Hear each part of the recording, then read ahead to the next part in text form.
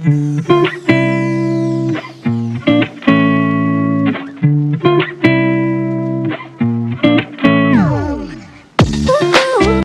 Everyone, welcome back to my channel. Guys, अगर आप मेरे चैनल पे न्यू हो तो प्लीज़ चैनल को सब्सक्राइब कर देना। वीडियो अच्छा लगे तो लाइक करना, कमेंट जरूर से कर देना। तो मैं आ चुकी हूँ इस टू शॉर्ट फैन फिक्शन का लास्ट पार्ट लेकर। पिछले पार्ट में हमने देखा था कि विंग ने वांगजी को बता दिया था कि विंग के साथ क्या क्या हुआ था। एंड ये सब सुनने के बाद वांगजी ने विंग से कहा था कि उसे सब कुछ पहले से पता है। जो सुनकर विंग बहुत ज़्यादा इमोशनल हो जाता है एंड वांगजी विंग को संभालता है। अब आगे अब हमें कुछ दिन बाद का सीन दिखाया जाता है, वेडिंग दिन का सीन, जहाँ पे वांगजी स्टेज पर खड़ा हुआ था। स्टेज पे वांगजी का अलावा प्रीस्ट भी था एंड सारे लोग नीचे वांगजी को ही देख रहा था। तभी गेट ओपन होता है एंड जंग फैंगमिया अपने बेटे विंग को लेकर स्टेज की तरफ बढ़ने लगते हैं। विंग ने एक बहुत ही ब्यूटीफुल सा 3 पीस वाइट कलर का सूट वेयर किया हुआ था। उसके हाथ में एक पिंक कलर का बुके था। इस वाइट कलर की ब्यूटीफुल सी सूट में विंग ब्रेथ टेकिंग लग रहा था एंड सेम एज वांगजी उस ब्लैक कलर की ब्यूटीफुल टक्सीडो में वांगजी बहुत ही ज़्यादा हॉट लग रहा था। दुनिया के सबसे हॉटेस्ट मैन लग रहा था। वांगजी अभी विंग की तरफ ही देख रहा था एंड विंग के फेस पर एक स्वीट सा स्माइल था। यंग फैंगमिया वांगजी के पास आते हैं एंड विंग के हाथ वांगजी के हाथ में देते हुए कहता है कि वो वांगजी के ऊपर पूरा भरोसा रखते हैं कि वांगजी विंग का पूरा ध्यान रखेगा। वांगजी बस अपने सिर को नोट कर लेता है। उसके बाद उन दोनों का वेडिंग सेरेमनी स्टार्ट हो जाता है। प्रीस्ट सारे रिचुअल्स को परफॉर्म करने लगते हैं। वांगजी एंड विंग भी प्रीस्ट की हर बात को फॉलो करने लगते हैं। आखिर में जब उन लोगों की शादी कंप्लीट हो जाता है, प्रीस्ट उन दोनों को किस करके इस मैरिज को लॉक करने के लिए बोल देते हैं। अपनी नेक्स्ट स्टेप के लिए विंग बहुत ज़्यादा शाय फील कर रहा था। यहाँ पे उसके फैमिली मेम्बर्स के अलावा भी बहुत सारे लोग थे, इसलिए विंग अपने सिर को झुका लेता है। तभी वांगजी अपना एक कदम आगे बढ़ाता है, विंग के चिन को धीरे से पकड़ता है एंड उसके लिफ्ट में एक जेंटली पैक करता है, जिससे विंग का कान और पूरा फेस रेड हो चुका था। सारे लोग क्लैपिंग करने लगते हैं। वांगजी तुरंत ही विंग से थोड़ी से दूर जाता है एंड खड़ा हो जाता है। प्रीस्ट अनाउंस कर देते हैं कि आज से वांगजी एंड विंग हस्बैंड्स है। सारे लोग और भी ज़्यादा क्लैपिंग करने लगते हैं। जियांग फैमिली, लान फैमिली, वो लोग बहुत ज़्यादा खुश थे। विंग भी बहुत ज़्यादा खुश था। वो भी अपने सिर को नीचे करके स्माइल कर रहा था। अब बैंक्वेट का सीन दिखाया जाता है, जहाँ पे सारे लोग अपने मील को एंजॉय कर रहे थे। विंग एंड वांगजी सबको अटेंड कर रहे थे। सारे लोग बहुत खुश थे। जिन जिन लोगों ने विंग के लिए गिफ्ट्स लाए थे, उसके लिए फ्लावर बुकेज लाए थे, वो सारे लोग विंग को एक एक करके गिफ्ट देने लगते हैं एंड विंग सबको अटेंड करते हैं। वांगजी भी अपने सारे बिजनेस पार्टनर्स को अटेंड करने लगता है। तभी मैडम लैन वांगजी एंड विंग के पास आते हुए कहती है कि अभी बहुत देर हो चुकी है, वो दोनों थक चुके होंगे, उन दोनों को अभी घर चला जाना चाहिए। ये सुनते ही वांगजी अपने सिर को नोट कर लेता है। उसे लगता है कि विंग बहुत देर से गेस्ट को अटेंड कर रहा है, वो थक चुका होगा, इसलिए वो विंग को लेकर वहाँ से निकल जाता है। विंग जाने से पहले जैन फैमिली एंड लैन फैमिली सबसे मिलता है, क्योंकि वांगजी लान मैंशन नहीं जाने वाला था, वो अपने फ्लैट में जाने वाला था। लानी ने वांगजी से कहा था कि वो उसका अभी शादी हो चुका है, उसे अभी विंग के साथ उनके साथ लान मैंशन रहना चाहिए, लेकिन वांगजी ने मना करते हुए कहा था कि वो विंग के साथ अपने फ्लैट में ही रहना चाहता है, उसे कुछ प्राइवेसी चाहिए। एंड लानी एंड लान फैमिली भी ज़्यादा आर्ग्यू नहीं करते, क्योंकि वो लोग अभी न्यूली मैरिड कपल है। अब हमें वांगजी का फ्लैट का सीन दिखाया जाता है, जहाँ पे वांगजी विंग के लिए फ्लैट का डोर ओपन करता है। वो फ्लैट दोनों के लिए इनफ बड़ा था। विंग पहले अंदर जाता है, वहाँ पे विंग के लिए एक्स्ट्रा पेयर स्लीपर्स रखा हुआ था। विंग उसको पहन लेता है। वांगजी भी अपने जूते को उतर के अपने स्लीपर्स को पहन लेता है। उसके बाद वो विंग को रूम की तरफ ले आता है। विंग वांगजी के फ्लैट में पहली बार आ रहा था। ये फ्लैट बहुत ही ज़्यादा सिंपल था, लेकिन वांगजी की तरह ही काफ़ी एलिगेंट था। विंग को ये फ्लैट काफ़ी ज़्यादा पसंद आ रहा था। तभी विंग नोटिस करता है इस लिविंग रूम के एक दीवार पे एक बुक शेल्फ रखा हुआ है एंड उसके पास वांगजी का इंस्ट्रूमेंट कुचिन रखा हुआ है, जो देख के विंग काफ़ी ज़्यादा एक्साइटेड हो जाता है। वो तुरंत ही उस कुचिन के पास जाता है और उसे देखने लगता है। वांगजी जब देखता है कि विंग उसके इंस्ट्रूमेंट के पास गया है, तो वो धीरे से विंग के पास जाता है और उसके कंधे में हाथ रखते हुए कहता है कि तुम ये सब बाद में देख सकते हो, अभी तुम थक गए हो तो तुम्हें रेस्ट करना चाहिए। विंग धीरे से अपने सिर को नोट करता है। उसके बाद वांगजी विंग को अपने रूम में ले जाता है एंड उसे उसके नाइट सूट को देते हुए उसे वॉशरूम जाने के लिए बोल देता है। विंग वॉशरूम में चला जाता है। वांगजी भी अपने नाइट ड्रेस को लेता है एंड दूसरे वॉशरूम में चला जाता है। थोड़ी देर में जब विंग वॉशरूम से बाहर निकलता है, तो देखते ही वांगजी बेड पे बैठा हुआ है और अपने फ़ोन का यूज़ कर रहा है। वांगजी को देखते ही विंग का पूरा फेस रेड हो गया था। जब वो वॉशरूम में था, तब भी वो अपनी इस फर्स्ट नाइट के बारे में सोच कर टमाटर की तरह लाल हो जा रहा था। विंग अपनी आंखों को बंद करते हुए कहता है, वी वुशन, अपने दिमाग को थोड़ा शांत करो, ऐसा कुछ नहीं होने वाला जैसा तुम सोच रहे हो, इसलिए खुद के दिमाग को शांत करो और सीधा बेड पे जाके लेट जाओ। ऐसा सोचते खुद को शांत करता है और धीरे से बेड पे जाता है एंड वांगजी को गुड नाइट बोलकर उस ब्लैंकेट के अंदर घुसने लगता है। जो देख के वांगजी, जो अपने फ़ोन को यूज़ कर रहा था, उस फ़ोन को साइड में बंद करते हुए कहता है, क्या तुम सोने वाले हो? ये सुनते ही विंग के कान खड़े हो जाते हैं। वो वांगजी की तरफ देखते हुए कहता है कि हाँ, अभी तो रात हो चुकी है ना, हमें तो सोना चाहिए। वांगजी को ये बात बोलते ही विंग तुरंत ही ब्लैंकेट के अंदर घुस जाता है। विंग की ऐसी बनी जैसी क्यूट हरकतें देखकर वांगजी के फेस पर एक स्माइल आ जाता है। उसके बाद वो रूम की लाइट्स ऑफ कर देता है और वो भी ब्लैंकेट के अंदर चला आता है। विंग का दिल अभी बहुत ही ज़ोर ज़ोर से धड़क रहा था, ये सोचकर क्या वांगजी उसके साथ कुछ करने वाला है। तभी विंग देखता है कि वांगजी बिल्कुल विंग के ऊपर आ चुका है एंड विंग वांगजी के नीचे है। उन दोनों के ऊपर ब्लैंकेट है एंड विंग को वांगजी के वो शाइनी गोल्डन आंखें दिख रहे हैं, जो देख के विंग का दिल और भी ज़्यादा ज़ोर से धड़कने लगा था। वो वांगजी की तरफ देखते हुए कहते हैं, अर्का आप क्या कर रहे हैं? तभी वांगजी अपने फिंगर को विंग के लिप्स पे रखते हुए कहता है, अर्का नहीं, मैं तुम्हारा गगा नहीं हूँ, अब से मैं तुम्हारा हस्बैंड हूँ, मुझे लंजा कह के बुलाओ। ये सुनते ही विंग थोड़ा सा शॉक हो जाता है। वो कहता है हाँ। तभी वांगजी फिर से विंग की तरफ थोड़ा सा झुकते हुए कहता है कि अब से मैं तुम्हारा हस्बैंड हूँ, मुझे लंजा कह के बुलाओ। विंग का पूरा फेस रेड हो चुका था एंड उसके दिल की धड़कन में बहुत तेज़ हो चुका था। विंग धीरे से कहता है लंजा तुम क्या कर रहे हो? तभी वांगजी धीरे से विंग के लिप्स के करीब होते हुए कहता है कि जो मुझे करना चाहिए मैं वही कर रहा हूँ। उसके बाद वो विंग के लिप्स पर किस करने लगता है। पहले तो ये किस काफ़ी जेंटल था एंड विंग भी धीरे धीरे वांगजी को रिस्पॉन्स करने लगा था, लेकिन जब वांगजी देखता है कि विंग ने परमिशन दे चुका है तो वो धीरे धीरे रफ होने लगता है। विंग भी अपने हाथों को वांगजी के नीक पर रैप करते हुए सेम पैशन के साथ वांगजी के किस को रिटर्न करने लगता है। अभी वांगजी ने अपने हाथ को विंग के फेस से होते हुए विंग की नाइट सूट के ऊपर से विंग की पूरी बॉडी में फैलाने लगा था। वो अभी विंग के पूरी बॉडी में अपने हाथ को रब कर रहा था, जिससे विंग धीरे धीरे मौन करने लगा था, जिससे वांगजी और भी ज़्यादा एक्साइटेड हो रहा था। अभी वांगजी विंग को धीरे धीरे अंडरस करने लगा था एंड विंग के हाथ भी वांगजी के शर्ट के अंदर जा चुका था एंड वो भी अपने हाथ से वांगजी की बॉडी को रब करने लगा था। कुछ ही मिनट के अंदर वांगजी विंग को पूरी तरीके से अंड्रेस कर देता है, इवन खुद को भी अंड्रेस कर लेता है। वांगजी को इस तरह से अपने सामने नेकेड देखकर एंड खुद को नेकेड पाकर विंग और भी ज़्यादा रेड हो जाता है। वो तुरंत अपने फेस को वांगजी के नेक में छुआ देता है, जिससे वांगजी एक स्माइल करता है और विंग के बाल को सहलाते हुए उसे फिर से किस करने लगता है। वांगजी अभी विंग को किस करते हुए उसकी पूरी बॉडी की तरफ आता है तो उसे विंग की बॉडी में वो निशान दिखता है जो उस टाइम पे शोंगलैन ने विंग की बॉडी में बनाया था, जो देख के वांगजी रुक जाता है एंड उस निशान की तरफ देखने लगता है। विंग जब महसूस करता है कि वांगजी रुक चुका है तो वो वांगजी की तरफ देखता है तो देखता है वांगजी उस निशान को ही देख रहा है। विंग के आंखों में थोड़ा सा आंसू आ जाता है। वो वांगजी की तरफ देखते हुए कहता है, मुझे पता है ये बहुत ही अगली दिख रहा है ना, मैं क्या करूँ, मैं जितना भी इन्हें मिटाने की कोशिश क्यों ना कर लूँ, ये दाग बिल्कुल भी नहीं जा रहा है एंड ये दाग मुझे और भी ज़्यादा अगली बना रहा है। ऐसा कहते हुए वो अपने आँखों को बंद कर लेता है। तभी वो महसूस करता है कि वांगजी विंग की पूरी बॉडी में किस करने लगा है। विंग अपने आइज़ को ओपन करता है और वांगजी की तरफ देखता है तो वांगजी विंग के उन सारे निशानों के ऊपर किस करते हुए कहता है कि विंग हमेशा से ब्यूटीफुल है और विंग हमेशा से ब्यूटीफुल रहेगा। उसके बाद वांगजी विंग की पूरी बॉडी में किसेस बाइट एंड सक करने लगता है। वांगजी ये मेक श्योर कर रहा था कि वांगजी के हर एक एक्शन से विंग को एक्सट्रीम प्लेजर फील हो एंड विंग को फील हो भी रहा था। विंग बहुत ही तेज़ी का मौन कर रहा था, वो अपनी आवाज़ को बिल्कुल भी दबा नहीं पा रहा था। अब वांगजी विंग के थाइस के बीच आ जाता है एंड उसे अपनी माउथ से प्लेजर देने लगता है, जिससे विंग का सांस उसके गले में अटक जाता है। वो बहुत ही टाइटली वांगजी के हेयर को ग्रैब कर लेता है एंड उसे रुकने के लिए बोलता है, क्योंकि उसे अब बहुत ही एक्सट्रीमली प्लेजर फील हो रहा था। वांगजी को पता है अभी विंग बहुत अच्छा फील कर रहा है, इसलिए वो अपनी स्पीड को और भी बढ़ा देता है। अब हमें कुछ देर बाद का सीन दिखाया जाता है जहाँ पे वांगजी विंग के साथ इंटीमेट हो रहा था और विंग बहुत ही तेज़ के वांगजी के नाम लेकर उसके नाम का मौन कर रहा था। विंग को वांगजी के मुंह से उसका नाम लंजा सुनने में बहुत अच्छा लग रहा था, इसलिए वो और भी ज़्यादा फास्ट हो रहा था। विंग वांगजी को स्लो होने के लिए बोल रहा था, लेकिन वांगजी बिल्कुल भी स्लो नहीं हो रहा था। विंग अभी बहुत ज़्यादा प्लेजर में डूब चुका था एंड उसका दिमाग बिल्कुल ब्लैंक हो चुका था। तभी वांगजी फाइनली रिलीज़ होता है एंड थक के विंग के ऊपर ही गिर जाता है। विंग भी अभी बहुत ही गहरी गहरी सांस ले रहा था, वो अपने ब्रेथ को कंट्रोल करने की कोशिश कर रहा था। तभी विंग को अपनी ईयर के पास वांगजी की गहरी गहरी सांसों की आवाज़ सुनाई देता है। विंग ने अभी बहुत ही कस के वांगजी के बैक को ग्रैब किए हुए था। तभी वांगजी धीरे से अपनी ब्रीथिंग को कंट्रोल करते हुए कहता है, I love you wing, I love you so much, please मुझे छोड़ के कभी मत जाना, मैं तुमसे बहुत प्यार करता हूँ।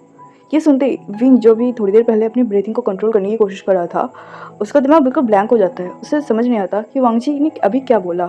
वो धीरे से वांगजी की तरफ देखता है। वांगजी भी अपने फेस को ऊपर उठाता है और विंग की तरफ देखने लगता है। विंग की आंखों में आंसू हो गए थे। वो वांगजी की तरफ देखते हुए कहते हैं, अर्का आपने क्या कहा अभी? तभी वांगजी ने विंग के लिप्स पर धीरे से पैक करता है और कहता है, I love you so much wing, I love you so much, मैं तुमसे बहुत प्यार करता हूँ और अब से एंड अभी से तुम मेरे हस्बैंड हो और मैं तुम्हें कभी नहीं छोड़ूंगा, चाहे कोई भी हालत क्यों ना हो। मैं तुम्हें कभी किसी भी हाल में अकेला नहीं छोड़ूंगा। वांग जी की आंखों में और बातों में विंग के लिए इतनी लव और अफेक्शन थे जिससे विंग बहुत ही ज़्यादा इमोशनल फील कर रहा था। अभी वो इमोशन से भर चुका था। वो वांग जी को तुरंत ही हक करते हुए कहता है, आई लव यू अर्का। मैं आपसे बहुत सालों से प्यार करता हूँ। मैंने जब पहली बार आपको देखा था, जब मुझे पहले प्यार के मीनिंग भी नहीं पता था, मैं तब से आपको प्यार करता हूँ। I love you so much. ऐसा कहते हुए वो वांग जी को टाइटली हक कर लेता है। विंग अभी बहुत ज़्यादा इमोशनल फील कर रहा था। वांग जी विंग को टाइटली हक कर लेता है और उसके बालों को धीरे धीरे सहलाने लगता है। वांगची और विंग का लाइफ ऐसे बीत रहा था। वो दोनों एक साथ बहुत ज़्यादा खुश थे। एंड विंग जो इतने महीनों में इतना सारा पेन झेला था, वो सारा पेन एक ही मिनट में शायद पता नहीं कहाँ हवा हो चुका था।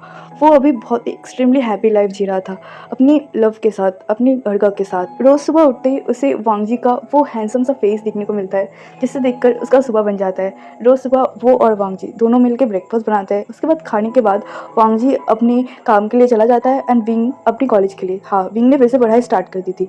वांगजी ने विंग को फोर्स किया था कि वो फिर से अपनी पढ़ाई स्टार्ट करेगा। एंड इस बार विंग इंजीनियरिंग कॉलेज में नहीं, वो अपने आर्ट्स के कोर्स को ज्वाइन कर लिया था। विंग को आर्ट्स में इंटरेस्ट था, इसलिए वांगजी ने विंग को कहा था कि वो आर्ट्स के कोर्स को ज्वाइन करेगा। विंग ने भी ज़्यादा नानुकुर नहीं किया था, वो भी मान गया था। उनकी शादी के 3 महीने हो चुके थे। विंग एंड वांगजी अपने एक दूसरे के साथ बहुत ज़्यादा हैप्पी थे। अभी रात के करीबन 12:15 बज रहे थे। वांगजी बेड पे अकेला सो रहा था। तभी विंग धीरे से वांगजी के पास जाता है और वांगजी को उठाने लगता है। इतनी रात को विंग से उठा रहा है देखकर वांगजी थोड़ा सा टेंस हो जाता है। वो विंग की तरफ देखते हुए कहता है, विंग क्या हुआ, सब कुछ ठीक तो है ना? तभी विंग एक स्माइल करते हुए वांगजी के लिप पर पैक करते हुए कहता है, हैप्पी बर्थडे हबी। ये सुनते ही वांगजी के फेस पर भी एक स्माइल आ जाता है। वो स्माइल करता है और अपने बेड से उठकर बैठ जाता है। तभी वांगजी जो बेड के साइड टेबल पर वांगजी के लिए अपने हाथ से केक बनाया था, उस केक को वांगजी के सामने लाता है एंड उसे कैंडल को ब्लो करने के लिए बोल देता है। वांगजी स्माइल करता है और विंग की तरफ देखते कहता है, क्या तुमने ये केक बनाया? तो विंग अपने सिर को नोट कर देता है। ये वांगजी का फेवरेट बटर स्कॉच केक था, जो देखकर वांगजी बहुत ज़्यादा खुश हो जाता है। पहले वांगजी अपने आइज़ को क्लोज करके विश मांगता है, उसके बाद वो उस कैंडल को ब्लो कर देता है। विंग क्लैपिंग करता है, उसके बाद वो वांगजी को हैप्पी बर्थडे विश करता है। उसके बाद वांगजी उस केक को कट करता है और सबसे पहले विंग को खिलाता है। फिर विंग वांगजी को टेस्ट करवाता है और उससे पूछता है कि केक कैसा बना है। तो वांगजी कहता है कि केक हमेशा की तरह ही बहुत ही डिलीशियस बना है। ऐसा कहते हुए वो विंग के चिक्स पर किस कर देता है। विंग स्माइल करता है, उसके बाद वो वांगजी की तरफ देखते हुए कहता है कि मेरे पास तुम्हारे लिए और एक गिफ्ट है। ऐसा कहते हुए विंग शायली अपने सिर को नीचे कर लेता है, जो देख के वांगजी थोड़ा सा क्यूरियस हो जाता है। वो विंग की तरफ ही देखने लगा था। तभी विंग तुरंत ही अपने उस साइड ड्रॉअर से एक फाइल को बाहर निकालता है और उसे वांगजी के हाथ में दे देता है। वांगजी पहले बहुत ज़्यादा कंफ्यूज था। उसके बाद जब वो उस फाइल को ओपन करता है तो वो देखता है कि वो एक प्रेगनेंसी रिपोर्ट है। जो देखते ही वांगजी विंग की तरफ देखता है तो विंग इशारा करता है कि वो फाइल को रीड करे। जब वो फाइल को रीड करता है तो देखता है वहाँ पे नेम वी भूषण लिखा हुआ था, gender omega and result positive. Wangji अभी भी उस फाइल को घूरे जा रहा था। वो बिलीव ही नहीं कर पा रहा था कि वो अपने आंखों में क्या देख रहा है। उसके बाद वो खुद को कंफर्म करने के लिए विंग की तरफ देखता है, जो वांगजी की तरफ देखकर स्वीटली स्माइल कर रहा था। जो देख के वांगजी कंफर्म हो जाता है। वो तुरंत उस फाइल को साइड में रखता है और विंग के कंधे को पकड़ते हुए उसकी तरफ इमोशन वाली नजरों से देखते हुए कहता है कि क्या तुम सच में? तभी विंग स्माइल करता है, अपने सिर को नोट कर देता है। वांगजी तुरंत ही विंग को बहुत ही टाइटली हक कर लेता है। वो विंग को हक करते हुए कहता है, thank you so much wing, thank you so much. तुम्हें भी नहीं पता तुमने मुझे कितनी बड़ी सरप्राइज दी है। ये मेरा बर्थडे का बेस्ट गिफ्ट है। ऐसा कहते हुए वो विंग को हक करता है। उसके बाद वो विंग के फोrehead पर किस करते हुए उसे किस करने लगता है। विंग भी वांगजी को उसका किस रिटर्न करता है। उसके बाद थोड़ी देर बाद विंग वांगजी के फेस को सहलाते हुए कहता है, thank you so much to hubby. ऐसा कहते हुए वो फिर से वांगजी को हक कर लेता है। विंग एंड वांगजी इसी तरह अपने हैप्पी मोमेंट को एंजॉय करते हैं। अब हमें नेक्स्ट डे का सीन दिखाया जाता है, जहाँ पे वांगजी ने ऑफिस से ब्रेक लिया था उसके बर्थडे की वजह से। एंड लाशिचन एंड उनके फादर ने भी कहा था कि वो आज के लिए ब्रेक ले ले। वांगजी एंड विंग शॉपिंग मॉल आए थे। वांगजी ने प्लान किया था कि वो विंग को शॉपिंग करवाने के लिए मॉल लेके आएगा एंड विंग भी चाहता था कि आज वो पूरा दिन वांगजी के साथ स्पेंड करे। जब वो पूरे शॉपिंग मॉल को घूम के देख रहे थे तभी विंग को वहाँ पे तो छोटे छोटे सॉक्स दिखते हैं, जो देखते ही विंग वो वांगजी को दिखाता है एंड वांगजी वो तुरंत ही बाय कर लेता है। विंग उन छोटे छोटे सॉक्स को देखकर बहुत ज़्यादा खुश हो जाते हैं। वो अपनी बेबी के लिए बहुत ज़्यादा एक्साइटेड थे। अब हमें बाहर पार्किंग लॉट का सीन दिखाया जाता है, जहाँ पे वांगजी अपनी गाड़ी को बाहर निकलने के लिए चला गया था एंड विंग बाहर वेट कर रहा था वांगजी का। तभी उसे पीछे से किसी का आवाज़ आता है जो उसके नाम लेकर उसे बुला रहा था। विंग जब पीछे मुड़ के देखता है तो वहाँ पे और कोई नहीं, जियांग चैंग खड़ा हुआ था, जिसे देखकर विंग शॉक हो चुका था। उसने बिल्कुल भी सोचा नहीं था कि जियांग चैंग यहाँ हो सकता है। वो धीरे से जियांग चैंग को गगक के बुलाता है तो जियांग चैंग विंग के सामने आते हुए कहता है, तुम यहाँ अकेले क्या कर रहे हो? अभी रात के 8 बज रहे हैं। क्या तुमने फिर से रूल्स को ब्रेक करना स्टार्ट कर दिया? बीइंग तुम्हारी शादी हो चुकी है इसका मतलब ये नहीं कि तुम अपने सारे रूल्स को भूल जाओगे। क्या तुम भूल चुके हो तुम्हारे साथ क्या हुआ था? क्या तुम चाहते हो फिर से तुम्हारे साथ वो सब हो? ऐसा कहते हुए वो बहुत ही गुस्से में विंग की तरफ देखने लगा। जंग जंग के मुंह से ये सब बातें सुनकर विंग को भी बहुत ज्यादा गुस्सा आने लगा था। बहुत ज्यादा हर्ट था। वो कितना हैप्पी है वांग जी के साथ, वो इन सारी चीजों से बाहर निकल आ चुका है। लेकिन ये जैंग जंग, क्या ये कभी भी विंग को शांति से जीने नहीं देगा? क्या इन सारी चीजों से कभी वो विंग को बाहर नहीं निकलने देगा? विंग गुस्से में और अपनी हर्टफुल नजरों से जंग जंग की तरफ देखते हुए कहता है, बस बहुत हो गया गगा, इनफ। आप भूलिए मत, अभी मैं एक लान हूँ, मैं जियांग नहीं हूँ, तो आप मुझे ये सब नहीं बोल सकते। क्या आप मुझे बता सकते हैं आपको मुझसे परेशानी क्या है? आप मेरे साथ ऐसे बिहेव क्यों करते हैं? मैं परेशान हो चुकी हूँ, मुझे मुझे और अच्छा नहीं लग रहा। प्लीज़ गगा, इनफ इनफ हो चुका है। प्लीज़ आप मुझे इन सारी चीज़ों से बाहर निकलने दीजिए। मैं ये सब बर्दाश्त नहीं कर पा रहा हूँ। ऐसा कहते हुए वो रोने लगा था। वो गुस्से में तो था लेकिन वो अपनी इमोशन को भी कंट्रोल नहीं कर पा रहा था। उसके सारे इमोशन भी फूट के बाहर निकल रहे थे क्योंकि अब विंग के लिए ये सब बर्दाश्त के बाहर हो चुका है। आपको क्या लगता है मुझे कुछ नहीं पता? जो मेरे साथ वहाँ पे मौजूद वो सारे ओमेगास के साथ जो कुछ भी हुआ था उसके लिए हम दोषी नहीं थे। उनकी सारी रिस्पॉन्सिबिलिटी आप लोगों के ऊपर थे, आपके ऊपर, आपके वो नालायक दोस्त के ऊपर जिनकी वजह से हमारे साथ ये सब हुआ है। मुझे बहुत अच्छे से पता है कि एक्चुअल में प्रोफेसर सॉन्गलैंड ने हमारे साथ ऐसा क्यों किया है। विंग के मुंह से ये सुनते ही जंग जंग थोड़ा सा घबरा जाता है। वो थोड़ा सा घबराते हुए लेकिन खुद के अंदर की कॉन्फिडेंस को बजाय रखते हुए कहता है, क्या क्या जानते हो तुम? तुम्हें क्या लगता है मैं बेवकूफ़ हूँ? तुम कुछ भी बोलते जाओगे और मैं सब कुछ मान लूंगा? नहीं, तुम एक ओमेगा हो और एक ओमेगा की तरह बिहेव करो। मैं तुम्हारा बड़ा भाई हूँ और मैं हमेशा से चाहूंगा कि तुम सेफ रहो। ये सुनते ही विंग एक बिटरली स्माइल करते हुए कहते हैं, अच्छा आप चाहते हो कि मैं हमेशा सेफ रहूँ, तो फिर आप दूसरों की बेटी के साथ इतनी गलत कैसे कर सकते हैं? ये सुनते ही जियांग चैंग का फेस बिल्कुल पील हो जाता है। तो वे विंग बिटरली स्माइल करते हुए कहता है, आपको क्या लगा था कि मुझे कुछ नहीं पता? मुझे सब कुछ पता है, लेकिन मुझ में वो हिम्मत नहीं थी कि मैं सबको सब कुछ सच सच बताऊँ। और आप ये जो हर बात में मुझे कहते थे ना कि जियांग फैमिली है इसी वजह से मैं बच गया, मेरे साथ इतना सब कुछ होने के बाद भी मैं बच गया, मुझे किसी से ताना नहीं सुनना पड़ रहा है, कि ये बात मैं आपको बोलना चाहता हूँ। एक्चुअल में हमारे बिजनेस है, जियांग फैमिली है, इसीलिए आप बच गए। इतना सब कुछ करने के बाद भी आप बच गए। एक्चुअल में जहाँ पे सॉन्गलैंड को पनिशमेंट दिया जा रहा है ना, वहाँ पे आपको भी पनिशमेंट देना चाहिए। आपके उन सारे नालायक दोस्त को भी पनिशमेंट देना चाहिए जिन्होंने उनकी बेटी के साथ इतना गलत किया है। ऐसा कहते हुए विंग बहुत ही गुस्से में जियांग चैंग की तरफ देखने लगा था। अभी वांग जी भी आ गया था। वांग जी जब विंग को लेने के लिए आया था तो उसने देख लिया था कि विंग एंड जियांग चैंग के अंदर फाइट हो रहा है, इसलिए वो विंग को संभालने के लिए वहाँ पे आया था। तो विंग की सारी बातों को सुन पा रहा था। विंग अपनी बातों को कंटिन्यू करते हुए कहता है, मैं सॉन्गलैंड के घर 3 दिनों तक रहा है। पहले मुझे समझ नहीं आ रहा है कि मेरे प्रोफेसर मेरे साथ एंड इन सारे बाकी ओमेगास के साथ ऐसे बिहेवियर क्यों रख रहे हैं, वो हमारे साथ इतना बुरा क्यों कर रहे हैं। लेकिन जब मुझे सारा सच पता चला तब सच में मुझे आपसे नफरत होने लगी थी। मुझे ऐसा लग रहा था कि मेरे साथ जो कुछ भी हो रहा है ये सब कुछ आपकी वजह से। एंड हाँ, मेरे साथ जो कुछ भी हुआ था उन सब का जिम्मेदार बस आप है गग्गा, बस आप है। ऐसा कहते हुए वो जियांग चैंग के चेस्ट पर पोक करने लगा। जियांग चैंग अभी बहुत बुरी तरीके से घबरा गया था। उसे लगा नहीं था कि विंग को इन सारी चीज़ों के बारे में पता होगा, इसलिए वो घबराते हुए कहता है, क्या क्या बकवास कर रहे हो? मैंने कुछ नहीं किया है। तुम्हारे साथ जो कुछ भी हुआ है वो सारी चीज़ें तुम्हारी बेवकूफ़ी की वजह से हुआ है। तभी विंग चिल्लाते हुए कहता है, अब अभी भी ऐसा कहोगे? आपको बिल्कुल भी रिग्रेट नहीं है कि आपने क्या किया है? ऐसा कहते हुए वो डिसबिलीव से जियांग चैंग की तरफ देखने लगा। फिर वो वांग जी की तरफ देखते हुए कहते हैं, वांग जी देखा, ये इंसान नहीं है, ये मॉन्स्टर है जो तो शोंगलैंड से भी खराब है। उन्होंने तो कोर्ट में अपनी गलती को एक्सेप्ट किया था, लेकिन ये मॉन्स्टर, इसे तो अपनी गलती का पछतावा तो दूर की बात है, एहसास भी नहीं है। ऐसा कहते हुए वो रोने लगा। उसके बाद वो स्माइल करते हुए जियांग चैंग की तरफ देखते हुए कहता है, हाँ हो भी क्यों ना, क्योंकि तुम कभी इंसान बन ही नहीं पाए जो मेरे लाइफ को खुद की गलती की वजह से खराब कर सकता है। एक अनबॉर्न बेबी जो जिनका पता मुझे था भी नहीं, उसे अपने हाथों से मार सकता है, उससे मैं क्या ही उम्मीद रख सकता हूँ। उसके बाद विंग गुस्से में जियांग चैंग की तरफ घूरते हुए कहता है, ठीक है, अब मैं ही सब कुछ आपको याद दिला देता हूँ। करीबन 1 साल पहले न्यू ईयर के टाइम आप पूरी रात घर नहीं आए थे। मॉम एंड डैड टेंशन कर रहे थे, लेकिन आपने उनको मैसेज करके कहा था कि आप एक दोस्त के घर रहने वाले हो। लेकिन जब मुझे उस दिन सारा सच पता चला तब मुझे पता चला आप दोस्त के घर क्यों रहे थे, क्योंकि आप वहाँ पे एक इंसान की लाइफ बर्बाद कर रहे थे, एक ओमेगा की लाइफ जिसके सामने एक ब्राइट फ्यूचर पड़ा हुआ था। ऐसा कहते हुए वो गुस्से में जियांग चैंग की तरफ देखने लगा। उसके बाद वो बोलना स्टार्ट करता है, न्यू ईयर के दिन आप अपने सारे दोस्त के साथ पार्टी करने के लिए गए थे। आप एक क्लब में गए एंड सबके साथ मिलकर बहुत ज़्यादा ड्रिंक कर लिए, जिस वजह से आप लोग बहुत ज़्यादा ड्रंक हो चुके थे। एंड उन ड्रंक हालत में ही आप लोग कार में बैठे एंड उस क्लब से बाहर निकल गए। आप लोग जब एक सुनसान रोड से जा रहे थे तब वहाँ पे आपको एक लड़की दिखी एंड आप सारे लोग बहुत ज़्यादा ड्रंक थे, इसलिए आपके अंदर इतना ज़्यादा हवस चढ़ गई थी कि आप लोगों ने उस लड़की को उठा लिया था एंड उसके साथ मिसबिहेव किया था। आपको याद है गगा उस रात की, जब वो लड़की चिल्ला रही थी, रो रही थी, आपके सामने भीख मांग रही थी कि उसे छोड़ दे, लेकिन आपने उसकी एक भी बात नहीं सुनी। एंड पता है वो लड़की कौन थी? सॉन्गलैंड की बेटी आचेंग। आप लोगों ने बस उसके साथ गलत बिहेवियर नहीं किया, जब आप लोगों का हबस मिट गया तो आपने उस बेचारी लड़की को जान से मार दिया। आप लोगों ने सॉन्गलैंड को ऐसे बनाया है। एंड पता है हमारे साथ जो कुछ भी हुआ है उन सारी चीज़ों का रिस्पॉन्सिबिलिटी सिर्फ आपके ऊपर है, आप लोगों की वजह से सब हुआ है। ऐसा कहते हुए वो चिल्लाते हुए जंगचंग के कॉलर को पकड़ लेता है। जंगचंग अभी इतना ज़्यादा घबरा गया था, उसके हाथ पैर कांपने लगे थे।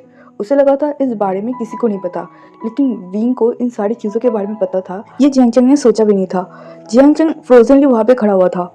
विंग अभी रोने लगा था। उसे सच में वो सारे दिन याद आने लगे थे कि उसने कितना ज़्यादा सफ़र किया था। एंड उसे आचिंग के लिए भी बहुत बुरा लग रहा था कि उसके गगा ने और उसके दोस्तों ने आचिंग के साथ कितना गलत किया है। मरने से पहले भी आचिंग ने कितना ज़्यादा ह्यूमिलेशन झेला था। ऐसा सोचते हुए वो रोने लगा था। वांगजी तुरंत ही विंग को उसके शोल्डर से पकड़ता है और उसे शांत करने की कोशिश करता है।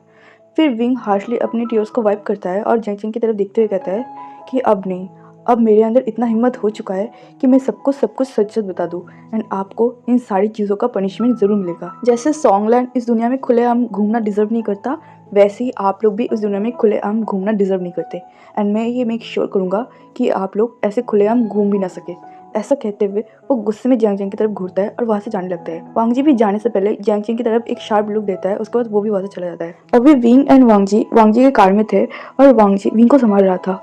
विंग अभी बहुत बुरी तरीके से रो रहा था। वो अपने अंदर की दबी हुई उन सारे इमोशंस को बाहर निकाल रहा था। तभी वांगजी विंग को शांत करवाते हुए कहता है कि विंग, इसमें तुम्हारी कोई गलती नहीं है, प्लीज़ शांत हो जाओ। तभी विंग रोते हुए कहता है, मुझे ऐसा पहले ही करना चाहिए था। अगर मैंने पहले ही सबको सब कुछ सच सच बता दिया होता तो जंगचंग के अंदर इतना करेज नहीं आता कि वो मेरे साथ ये सब कर पाता। ऐसा कहते हुए और भी ज़्यादा रोने लगा था। तभी वांगजी विंग के सिर को सहलाते हुए उसे हक कर लेता है। अभी हमें टाइम स्किप करके 1 साल बाद का सीन दिखाया जाता है, जहाँ पे एक रूम में विंग बैठा हुआ था और उसके पास ही उसकी मदर मैडम यू बैठी हुई थी एंड उसके हाथ में एक छोटा सा बच्चा था। वो एक बेबी बॉय था जिसका नाम आयुन था। मैडम यू उस बच्चे को प्यार करते हुए कहते हैं, आयुन क्या तुम्हें भूख लगी है? आयुन अपनी फिंगर को सक करते हुए बार बार विंग के पास जा रहा था। मैडम यू समझ गई थी कि आयुन भूखा है, इसलिए वो तुरंत ही विंग की तरफ आयुन को देते हुए कहती है कि लो अपने बच्चे को फीड करवा दो, शायद उसे भूख लगी है। तो विंग स्माइल करते हुए अपने सिर को नोट कर देता है। उसके बाद मैडम यू विंग की तरफ देखते हुए कहते हैं कि आज हम लोग आचिंग से मिलने गए थे। ये सुनते ही विंग का जो स्माइल था वो ड्रॉप हो जाता है और वो अपनी मदर की तरफ देखने लगता है। फिर वो अपने सिर को झुकाते हुए कहता है, आई एम सॉरी मदर, लेकिन मेरे पास और कोई ऑप्शन नहीं था। तो मैडम यू विंग को शांत करवाते हुए कहते हैं कि नहीं आशियन, तुमने जो किया वो बिल्कुल सही किया। आचिंग ने जो किया था उसके लिए उसे पनिशमेंट मिलना ज़रूरी था। एंड अगर उसे पूरी ज़िंदगी के लिए भी जेल हो जाए फिर भी मुझे कोई रिग्रेट नहीं रहेगा। मैं तो कभी सोच भी नहीं सकता था मेरा बेटा ऐसा कर सकता है। ऐसा कहते हुए वो सामने की तरफ देखने लगा। उनके आंखों में गुस्सा साफ साफ देखा जा सकता था। तभी विंग अपने हेड को अपनी मदर के शोल्डर पर रखते हुए कहता है, मदर प्लीज़ आप गुस्सा मत कीजिए, आपकी तबीयत ख़राब हो जाएगी। ये सुनते ही मैडम एक स्माइल करती है और अपनी बेटी के सिर पर पैट करते हुए कहता है, ठीक है मैं गुस्सा नहीं कर रहा हूँ, अब जल्दी से मेरे ग्रैंडसन को फीड करवा दो, देखो भूखे मारे कैसे सूख गया है। ऐसा कहते हुए वो आयुन की चबी चबी चिक्स पर पोक कर देता है। आयुन स्माइल करने लगता है। विंग स्माइल करता है, उसके बाद वो अपनी शर्ट को खोल के आयुन को ब्रेस्ट फीडिंग देना स्टार्ट कर देता है। मैडम अपनी जगह से उठते हुए कहती है कि ठीक है मैं अभी चलता हूँ, फैंगमैन अब तक घर आ चुका होगा, मुझे जाना होगा। तो विंग स्माइल करते हुए कहता है, ठीक है मदर आप ध्यान से जाइएगा। तो मैडम अपने सिर को नोट करती है। उसके बाद विंग एंड आयुन के फोrehead पर किस करके वहाँ से निकल जाती है। विंग एंड जेलचन की उस इंसिडेंट के बाद ही विंग ने अपने घर में सब कुछ बता दिया था। एंड मैडम को जब इन सारी चीज़ों के बारे में पता चला था वो बहुत ज़्यादा गुस्सा हो गई थी। मैडम ये थी जो जियांगचंग एंड उनके जितने भी दोस्त जिन लोगों ने भी आचिंग के साथ गलत किया था उन सबको पुलिस स्टेशन ले गए थे एंड उन्होंने ही पुलिस के सामने सबको सच बुलवाया था। पुलिस स्टेशन के ऑफिसर्स भी बहुत ज़्यादा शॉक हो गए थे कि ये सारे बच्चों ने कितनी गलत किया है एंड इतनी सब कुछ बुरा करने के बाद भी ये लोग खुलेआम घूम रहे थे। जियांगचंग एंड बाकी उसके जितने भी दोस्त थे सबका बहुत दिनों तक कोर्ट में केस चलता है एंड आखिर में सबको पनिशमेंट मिलता है। अब हमें प्रेजेंट का सीन दिखाया जाता है जहाँ पे विंग अपने लिटिल बेबी बॉय आयुन को मिल्क फीड करवा रहा था। तभी उसे फिर से डोर ओपन होने की आवाज़ सुनाई देता है। तो वो जब डोर की तरफ देखता है तो वहाँ पे वांग जी खड़ा था। वांग जी स्माइल करते हुए विंग के पास आता है और विंग के फोrehead पर किस करते हुए अपने बेटे की फोrehead पर भी किस करता है। आयुन अपने बाबा को देखकर बहुत ज़्यादा खुश हो जाता है। वो एक्साइटेडली अपने हाथ को फैलाते हुए वांग जी के पास जाने की कोशिश करता है। वांग जी तुरंत ही आयुन को पिक कर लेता है। वांग जी आयुन के साथ खेल पाता उससे पहले विंग आयुन को वांग जी के हाथ से लेते हुए कहते हैं, पहले फ्रेश हो जाओ, उसके बाद तुम अपने बेटे के साथ जितना मर्जी हो सके खेल लेना। ये सुनते ही वांग जी एक पाउट करता है, लेकिन वो विंग की बात को मानते हुए वॉशरूम में चला जाता है क्योंकि वो अभी बाहर से आया था। विंग आयुन के फेस की तरफ देखता है जिसका फेस देख के लग रहा था कि वो अभी एंग्री हो चुका है। जो देख के विंग स्माइल करते हुए कहते हैं, अच्छा ठीक है, बाबा को फ्रेश होने दो, उसके बाद तुम जितना मर्जी अपने बाबा के साथ खेल लेना। ऐसा कहते हुए वो धीरे से आयुन के नोज पर पिंच कर देता है। जो देखकर आयुन फिर से स्माइल करने लगता है। वांग जी जल्दी से जल्दी शावर लेके बाहर निकलता है और अपने बेटे को विंग के हाथ से लेकर बेड पे चला जाता है। जो देखकर विंग एक स्माइल करता है। उसके बाद वो किचन में चला जाता है डिनर बनाने के लिए। अब हमें कुछ घंटे बाद का सीन दिखाया जाता है जहाँ पे वांग जी और विंग दोनों का डिनर हो चुका था एंड विंग अभी आयुन को सुला रहा था। आयुन सो चुका था तो विंग आयुन को उसकी बेबी कॉट में सुला देता है। फिर वो वांग जी के पास आता है जो विंग के लिए अभी इंतजार कर रहा था। वांग जी अपने हाथों को फैला देता है। विंग तुरंत ही वांग जी के बाहों में चला जाता है। फिर वांग जी सारी लाइट्स को ऑफ करते हुए विंग के फोrehead पर किस करते हुए कहता है, क्या तुम आज बहुत ज़्यादा थक गए हो? क्या आयुन ने तुम्हें बहुत ज़्यादा थका दिया? ये सुनते ही विंग एक स्माइल करता है और अपने सिर को नामे शेक करते हुए कहता है, आज मदर आई थी। तो वांग जी बस कहता है। उसके बाद विंग कहता है कि मदर कह रही थी कि आज वो लोग गगा से मिलने जेल गए थे। ये सुनते ही वांग जी का फेस बिल्कुल सीरियस हो जाता है और विंग की तरफ देखने लगता है। विंग वांग जी की तरफ देखता है। उसके बाद एक छोटा सा स्माइल करके वांग जी के चिक्स पर किस करते हुए कहता है, फिक्र मत करो, मदर ने कहा है कि उनको बिल्कुल भी रिग्रेट नहीं है। चैंग चैंग ने जो कुछ भी किया था उसके लिए उसे पनिशमेंट मिलना ज़रूरी था। ऐसा कहते हुए वो स्माइल कर रहा था। वांग जी बस विंग की तरफ सॉफ्टली देखता है और अपने सिर को नोट कर देता है। फिर विंग वांग जी को टाइटली हग करता है और उसे आई लव यू कह देता है। वांग जी भी विंग को आई लव यू टू कहता है और कहता है, अगर किसी ने भी तुम्हें और आयुन को हार्म करने की कोशिश की तो मैं तुरंत ही उसे मार डालूंगा। ये सुनते ही विंग हंसने लगता है और वांग जी की तरफ देखते ही कहता है, हाँ हाँ मुझे पता है, तुम बहुत बड़े माफिया हो। ऐसा कहते हुए वो वांग जी को टाइटली हग कर लेता है। विंग की स्माइल देखकर वांग जी भी स्माइल करता है और उससे बहुत ही टाइटली हग करता है और अपने मन में सोचता है कि हाँ विंग, मैं माफिया तो नहीं हूँ, लेकिन अगर किसी ने भी तुम्हें टच करने की कोशिश भी की तो मैं उसे जान से मार डालूंगा। ऐसा सोचते हुए वो अपने आइज़ को क्लोज कर लेता है। तो है एवरीवन, मैं अपनी टू शॉर्ट फैन फिक्शन को यही रोकती हूँ। आपको ये प्यारा सा फैन फिक्शन जैसा भी लगा हो कमेंट करके ज़रूर बताइएगा। ओके, मिलते हैं मेरी अधूरी रखी हुई चेंजिंग योर डेस्टिनी का नेक्स्ट पार्ट के साथ। तब तक के लिए बाय बाय।